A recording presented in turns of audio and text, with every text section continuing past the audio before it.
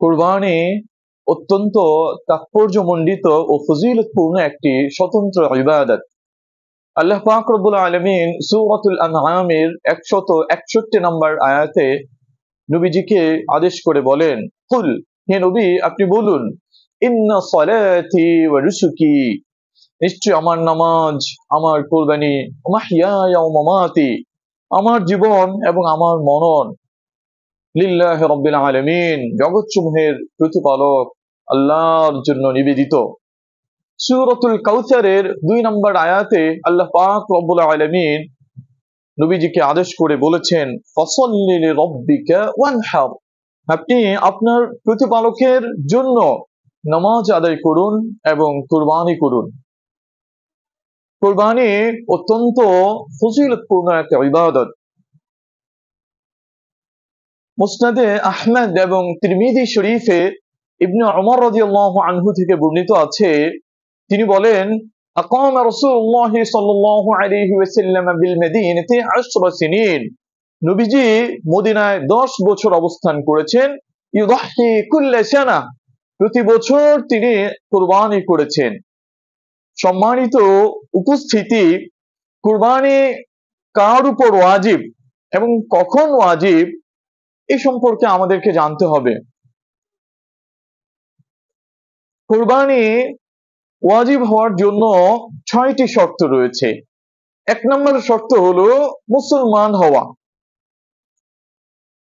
কেননা কুরবানি হলো একটি ইবাদত, কুরবাত, আল্লাহর নৈকট্য অর্জনের মাধ্যম।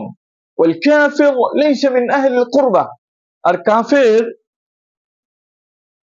আল্লাহর নৈকট্য প্রাপ্ত বান্দাদের অন্তর্ভুক্ত নয়, ইবাদতের উপযুক্ত নয়। তাই কাফেরের উপরে, অমুসলমানের উপরে কুরবানি ওয়াজিব নয়। বিদাইউস সানাই, কুরবানি ওয়াজিব হওয়ার জন্য দ্বিতীয় শর্ত হলো স্বাধীন হওয়া, গোলাম না হওয়া। একটা সময় পৃথিবীতে গোলামবাদীর প্রচলন ছিল, তো গোলামের উপরে কুরবানি ওয়াজিব নয়। কেন? লিআন্নাল আবদা লা ইয়ামলিকু শাইআ, কেননা গোলাম তো কোনো কিছুর মালিক নয়, তাই তার উপরে কুরবানি ওয়াজিব নয়।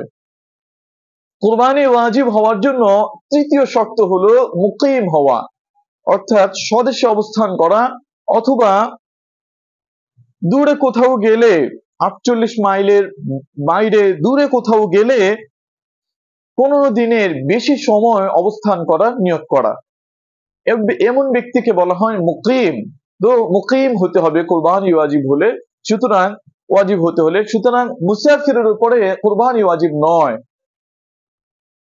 আলী রাদিয়াল্লাহু আনহু থেকে বর্ণিত আছে, তিনি বলেছেন, লাইসা আলাল মুসাফিরি উদহিয়াতুন, মুসাফিরের উপরে কুরবানি ওয়াজিব নয়। আল মুহাল্লা লিবনে হাজিব,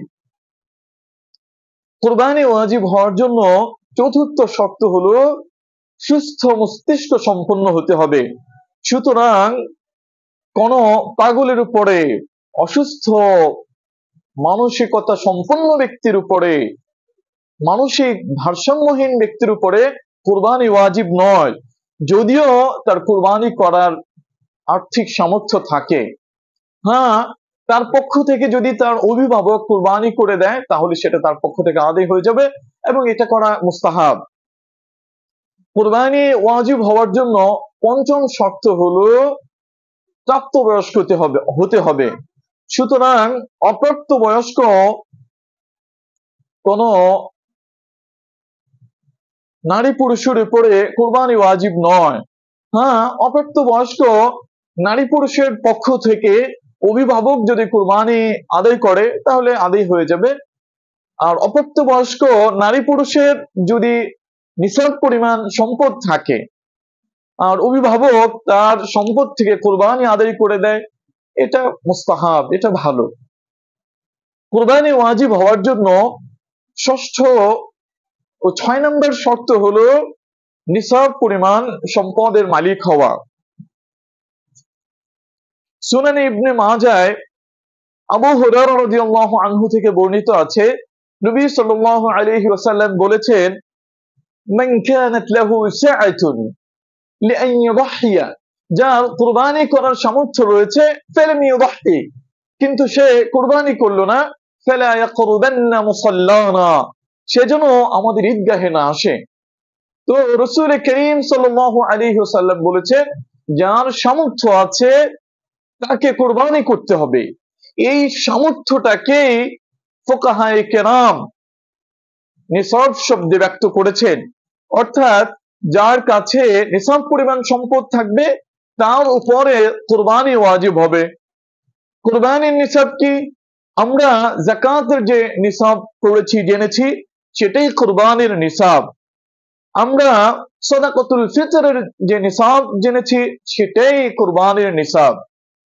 তার মানে হলো কোন ব্যক্তির কাছে যদি 52.5 তোলা রূপা থাকে, কোন ব্যক্তির কাছে যদি শুধু রূপা থাকে, তাহলে 52.5 তোলা রূপা যদি থাকে তার কাছে জমা হয়, তাহলে তার উপর কুরবানি ওয়াজিব হবে। কোন ব্যক্তির কাছে যদি শুধু স্বর্ণ থাকে, তাহলে 7.5 ভরি বা 7.5 তোলা স্বর্ণ যদি কারোর কাছে থাকে, তাহলে তার উপর কুরবানি ওয়াজিব হবে। হ্যাঁ, কোন ব্যক্তির কাছে যদি সোনা রূপা মিলে 52.5 তোলা রূপার মূল্য পরিমাণ হয়, তাহলে তার উপর কুরবানি ওয়াজিব হবে। সাধারণত যে অবস্থা বেশিরভাগ মানুষের ক্ষেত্রে হয়ে থাকে সেটা হলো স্বর্ণও আছে, রূপাও আছে, টাকা পয়সাও আছে। তো কারোর কাছে যদি শুধু স্বর্ণ অথবা শুধু রূপা না থাকে, বরং সোনা রূপা অর্থ তারপরে অন্যান্য অতিরিক্ত প্রয়োজন অতিরিক্ত আসবাব থাকে এবং সবগুলোর মূল্য মিলে 52 তোলা রূপার মূল্য পরিমাণ হয়, তাহলে তার উপর কুরবানি ওয়াজিব হবে। কুরবানির নিসাবের ক্ষেত্রে সোনা রূপা, তারপরে টাকা পয়সা, তারপরে প্রয়োজন অতিরিক্ত আসবাবপত্র এবং বসবাসের প্রয়োজন অতিরিক্ত বাড়ি, ব্যবসায়িক পণ্য, তারপরে বাড়ির অপ্রয়োজনীয় অতিরিক্ত জামা কাপড়, দামি দামি জামা কাপড়, অতিরিক্ত জামা কাপড়, এই সব কিছু কুরবানির নিসাবের ক্ষেত্রে ধর্তব্য হবে। সুতরাং কারো কাছে যদি অপ্রয়োজনীয়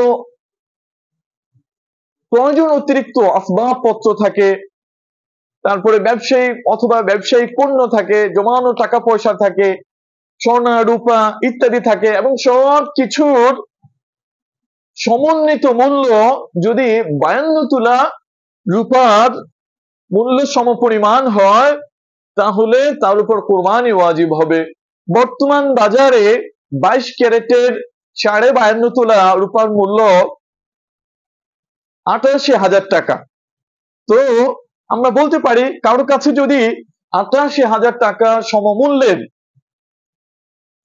প্রয়োজন অতিরিক্ত আসবাবপত্র থাকে, টাকা পয়সা থাকে, সোনা রূপা থাকে, তারপরে বসবাসের প্রয়োজন নেই এমন বাড়ি থাকে, তারপরে হলো সারা বছরের খোরাকির প্রয়োজনের অতিরিক্ত জমি, ফসলের জমি থাকে, এসব কিছু ব্যবসায়িক পণ্য থাকে, এই সব কিছু হিসাব করে যদি সেটার মূল্য 88,000 টাকা পরিমাণ হয়, তাহলে তার উপরে কুরবানি ওয়াজিব হবে। আল্লাহ পাক রব্বুল আলামিন তার সন্তুষ্টির জন্য আমাদের সবাইকে কুরবানি করার তৌফিক দান করুন। ওয়া আখিরু দাওয়ানা আনিল হামদুলিল্লাহি রাব্বিল আলামিন।